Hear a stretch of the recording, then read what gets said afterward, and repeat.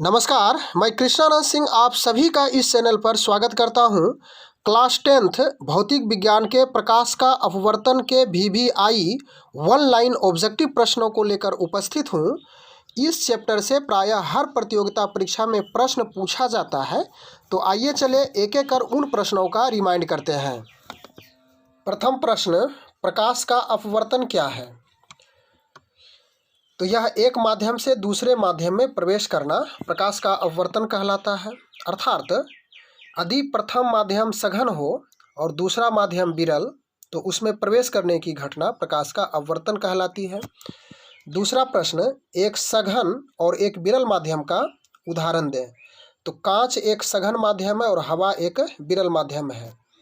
तीसरा प्रश्न, विरल से सघन में जाने पर अभिलंब की ओर क्या होती है? तो जब प्रकाश की किरण विरल से सघन में प्रवेश करती है तो वह अभिलंब की ओर मुड़ जाती है। अगला प्रश्न, प्रकाश के अपवर्तन के कारण घटने वाली प्रमुख घटनाएं कौन कौन सी है?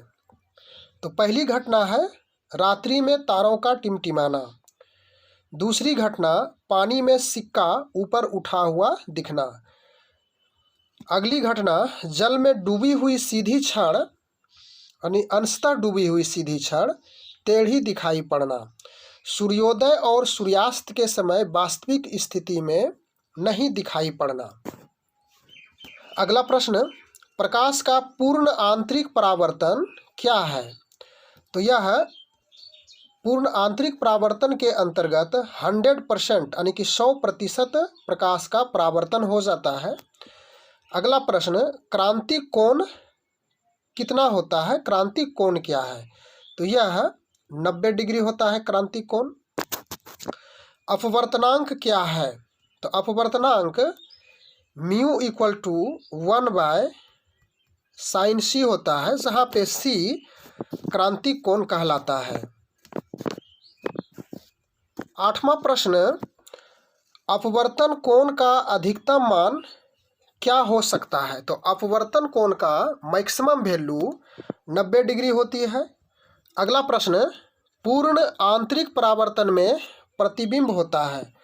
तो जब प्रकाश का पूर्ण आंतरिक परावर्तन अर्थात 100% परावर्तन होता है तो उसका प्रतिबिंब अत्यधिक चमकीला दिखाई पड़ता है।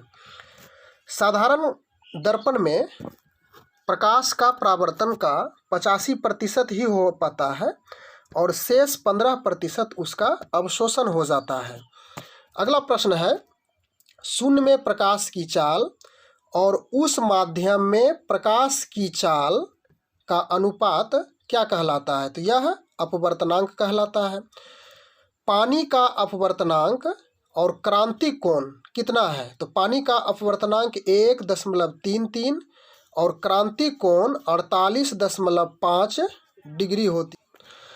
कांच का अपवर्तनांक और क्रांतिक कोण कितना है? तो कांच का अपवर्तनांक 1.52 और क्रांतिक कोण 41.1 डिग्री होती है। 41.1 डिग्री। उसके बाद अगला प्रश्न है, हीरा का अपवर्तनांक और क्रांतिक कोण कितना है? तो हीरा का अपवर्तनांक 2.42 और क्रांतिक कोण 24.4 डिग्री होता है। उसके बाद हवा का अपवर्तनांक पूछा गया है। हवा का अपवर्तनांक कितना है? तो यह 1 होता है। सबसे अधिक अपवर्तनांक होता है, तो सबसे अधिक अपवर्तनांक हीरा का होता है। हीरा क्यों चमकीला होता है? क्योंकि इसका अपवर्तनांक उच्च होता है, मैक्सिमम होता है। अगला प्रश्न है, पूर्ण आंतरिक परावर्तन के कौन कौन से उदाहरण हैं? तो पूर्ण आंतरिक परावर्तन के मुख्य रूप से निम्न उदाहरण है। हीरा का चमकीला होना, हीरा के अत्यधिक चमकीला होने का यही कारण है। मृग मरीचिका या मृग तृष्णा भी इसे कह सकते हैं। कांच का चटका भाग अत्यधिक चमकीला दिखाई देना, प्रकाशिक तंतु अर्थात ऑप्टिकल फाइबर, और उसके बाद पानी में हवा से भरे बुलबुले अत्यधिक चमकीला दिखाई पड़ना। निर्वात अर्थात शून्य में जहाँ पे हवा नहीं हो प्रकाश की चाल होती है तो लगभग 3 लाख किलोमीटर प्रति सेकंड होती है। अर्थात 1 सेकंड में 3 लाख किलोमीटर जा सकती है प्रकाश। पानी में प्रकाश की चाल, तो शून्य में प्रकाश के चाल के अपेक्षाकृत कम होती है, 2,25,000 किलोमीटर प्रति सेकंड। फिर कांच में प्रकाश की चाल, तो यह 2 लाख किलोमीटर प्रति सेकंड होती है। इससे स्पष्ट होता है कि जो माध्यम सबसे ज़्यादा सघन है उसमें प्रकाश की चाल कम, उसके बाद जो उससे विरल है उसमें अधिक, फिर सबसे जो विरल है उसमें सबसे अधिक प्रकाश की चाल होती है। अगला प्रश्न, माध्यम का प्रकाशीय घनत्व अधिक होने पर प्रकाश की चाल होती है। तो जो माध्यम का घनत्व अधिक होता है तो प्रकाश की चाल घटती जाती है, यानी कि कमती जाती है। अगला प्रश्न, आपतित किरण निर्गत किरण के बीच की दूरी को कही जाती है। तो यह पार्श्विक विस्थापन कहलाता है। प्रश्न है, अपवर्तन के नियम है। तो अपवर्तन के 2 नियम है। जिस प्रकार से प्रकाश के परावर्तन के 2 नियम थे, उसी प्रकार से प्रकाश के अपवर्तन के भी 2 नियम हैं। अगला प्रश्न है, स्नेल का नियम प्रकाश के अपवर्तन के किस नियम से प्राप्त होता है। तो यह स्नेल का नियम प्रकाश के अपवर्तन के दूसरे नियम से प्राप्त होता है, अर्थात म्यू इक्वल टू साइन आई बटे साइन आर होता है। लेंस के कितने प्रकार हैं? लेंस के 2 प्रकार हैं। एक उत्तल लेंस होता है और दूसरा अवतल लेंस। अगला प्रश्न, एक अवतल लेंस होता है तो दूसरा उत्तल लेंस। यानी पूछा जा रहा है कि लेंस में एक अवतल लेंस है तो दूसरा का क्या नाम है, तो इसे उत्तल लेंस कहेंगे।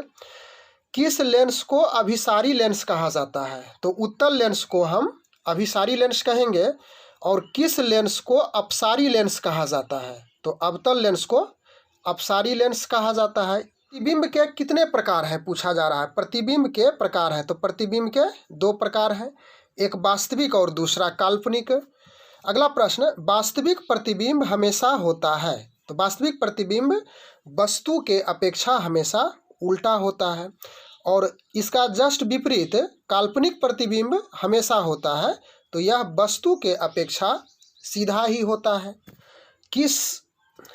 किस लेंस से हमेशा आभासी अर्थात काल्पनिक प्रतिबिंब प्राप्त होता है? तो यह अवतल लेंस है, जिससे हमेशा चाहे वस्तु कहीं भी रखी जाए हमेशा काल्पनिक अर्थात आभासी प्रतिबिंब ही प्राप्त होता है। अगला प्रश्न, वास्तविक तथा काल्पनिक प्रतिबिंब प्राप्त हो सकता है।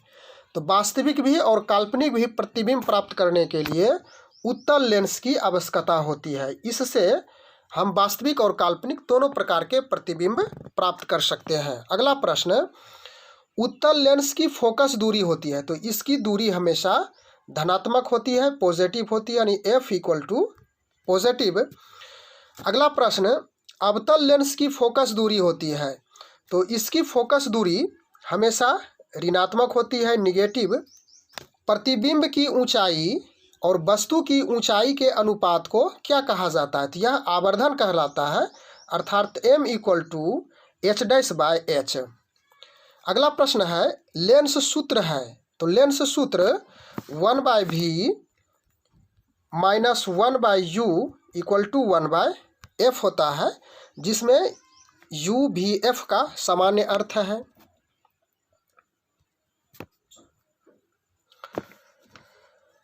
अगला प्रश्न है, प्रतिबिंब की दूरी और वस्तु की दूरी के अनुपात को क्या कहा जाता है? तो इसे भी आवर्धन ही कहा जाता है, अर्थात लेंस में M इक्वल टू v/u जो कि पॉजिटिव होता है।